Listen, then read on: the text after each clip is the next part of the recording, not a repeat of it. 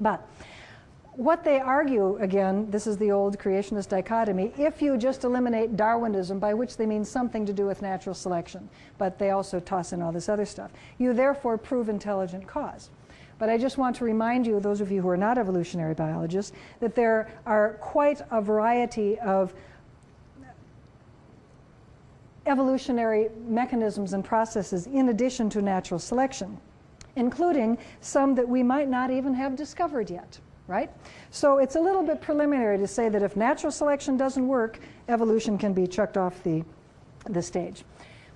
Let's compare evolution, creation science, and intelligent design. The historical narrative of evolution is living things had common ancestors. The pattern of evolution is the branching tree of life. The process is natural selection, other mechanisms, and so forth. Creation science also has a historical narrative. It's the lawn, special creation of the kinds. The pattern is variation within the kinds, and the process is microevolution, but also God intervenes to specially create. Intelligent design is not nearly as scientific as creation science because it has no historical narrative. Intelligent design avoids making any statements whatsoever about what happened. You can't get these people to say, did bears and dogs have common ancestors? Did the invertebrates of the Cambrian give rise to modern-day invertebrate? You can't get them to agree with that at all. What they will argue is that evolution doesn't work, therefore God did it. They have no pattern because, of course, they refuse to have a historical narrative, and they will not even tell you what the process or the way, what did God do and when did he do it? That doesn't come into intelligent design either. We can infer from what they're saying that this is an intervening God who every time you see an irreducibly complex structure or one with complex specified information, God has intervened to create this specially. Now I want to talk about the cultural renewal aspect of intelligent design because this is where it gets really serious. The major think tank of intelligent design is the Center for Renewal of Science and Culture at the Discovery Institute. The Center for Renewal of Science and Culture is a center within the bigger umbrella of the Discovery Institute, but we tend to refer to it as the Discovery Institute because Center for Renewal of Science and Culture takes too long to say. Excuse me. If you look at the evolution of the website Masthead, the first presentation was this Michelangelo's creation, and it certainly looks pretty religious, so they decided that, well, we really have to not do that. So they changed, and the second iteration was Michelangelo's creation, but instead of atom, you have a little DNA molecule. I showed this once at a theology conference, and a theologian said, you know, that makes God really, really, really little.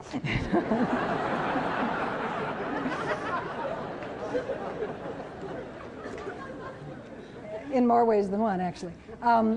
Then they decided that they better chuck Michelangelo and just go directly to one of the Hubble galaxies because that's real science-y. But of course, if you know any astronomy, and I didn't until an astronomer pointed this out to me, this particular Hubble galaxy photograph is called the Eye of God. So they're just not getting it. Then they decided to drop the term renewal, and they became the Center for Science and Culture. And that was also to make them sound less religious because, you know, AAAS is not the American Association for the Renewal of Science. Generally speaking, scientific societies aren't renewing anything, and so this was kind of a theological statement, so they thought they would sound more sciencey if they got rid of it. A friend of mine thought that maybe one of the other Hubble galaxies would be more appropriate, and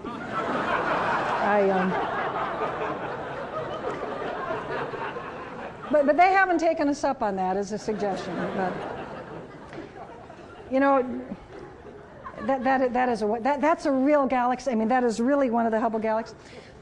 Just about a year ago, I know you want to see it again, don't you? Just about a year ago, I gave a talk at the American Astronomy Association meeting. I had a wonderful time. They were just great. And of course, I showed this slide, and they all just collapsed. I mean, they laughed for 5 minutes. I mean, they were just on the floor. They thought that was the funniest thing they'd ever seen. Astronomers, what do you expect? And after the talk, this guy came down and he said, I just wanted to tell you, I took that picture. he said, and I've never seen it used to better effect. I like that a lot. Okay, let's get serious here, because the Center for Renewal of Science and Culture is a serious organization. Stephen Meyer is the director, Bruce Chapman is the director of the Discovery Institute and Toto. When the Discovery Institute opened the doors of the Center for Renewal of Science and Culture, Bruce Chapman wrote this in the Discovery Institute Journal. Did you all notice that I didn't show you a PowerPoint slide with this big long paragraph? Aren't you glad? For over a century, Western science has been influenced by the idea that God is either dead or irrelevant. Two foundations recently awarded Discovery Institute nearly $1 million in grants. Never mind. I'm a nonprofit manager. Just let me gather my thoughts here. Okay. Granted over $1 million in grants to examine and confront this materialistic bias in science, law, and the humanities. The grants will be used to establish the Center for the Renewal of Science and Culture, which will award research fellowships to scholars, hold conferences, and disseminate research findings among opinion makers and the general public. The more you read about the program, and there will be about 6 books to read from the center in the next 4 years, the more you will realize the radical assault it makes on the tired and depressing materialist culture and politics of our times, as well as the science behind them. Then when you start to ponder what science and politics might become under a sounder scientific dispensation, you will become truly inspired.